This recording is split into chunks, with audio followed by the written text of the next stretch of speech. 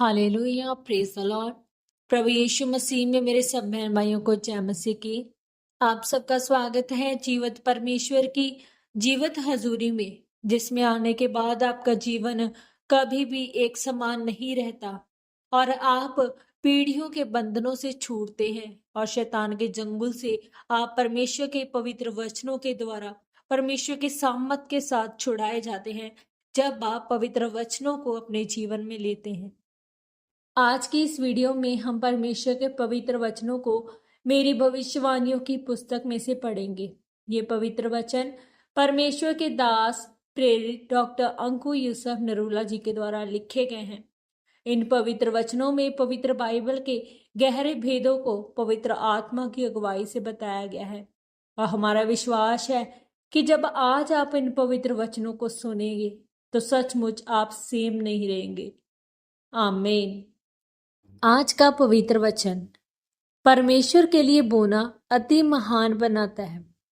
जब हम पवित्र बाइबल में यूहन्ना 1 अध्याय उसके 16 वचन को पढ़ते हैं तो लिखा है, क्योंकि उसकी परिपूर्णता से हम सब ने प्राप्त किया, अर्थात अनुग्रह पर अनुग्रह।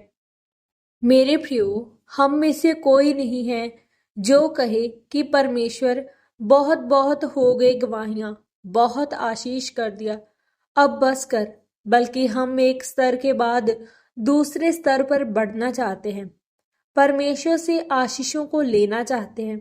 इसलिए परमेश्वर कहता है कि हमने उसकी परिपूर्णता में से सब ने पाया है, अर्थात अनुग्रह पर अनुग्रह, यानी कि हमने आशीषों के बाद आशीषों को पाया है।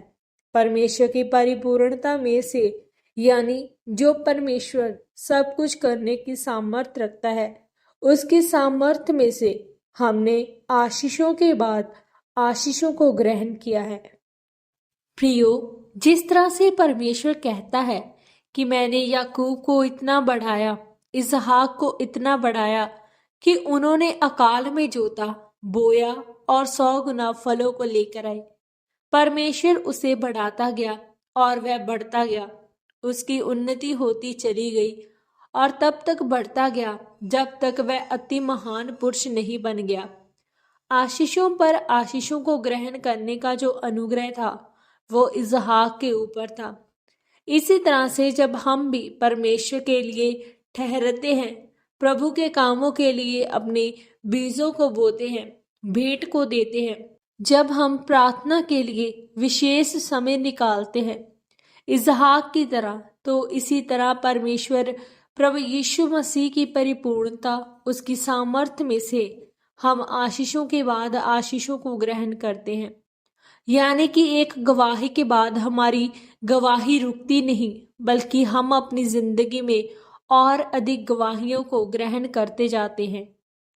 मेरे प्रियो, जब आप चाहते हैं कि परमेश्वर मुझे आर्थिक रूप से आशीषित कर, तो आपको सिर्फ रो रो कर प्रार्थना नहीं करनी, आपको घटी में भी अपने बीजों को बोना पड़ेगा, आपको दशमांश को देना होगा, तब ही परमेश्वर आपके हाथों के कामों पर बरकत देगा। आमीन। पवित्र वचनों के अनुसार अंगीकार। सर्वशक्तिमान परमेश्वर, मैं इस वचन के लिए आपका धन्यवाद करती हूँ और मैं ये अंगीकार करती हूँ कि मैं किसी भी परिस्थिति में आपसे और आपके वचनों से दूर नहीं होंगी।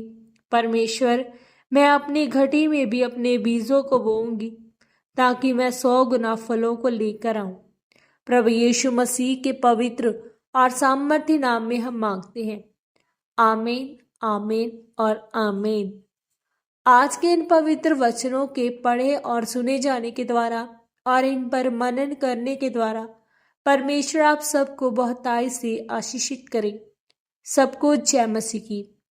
God bless you all.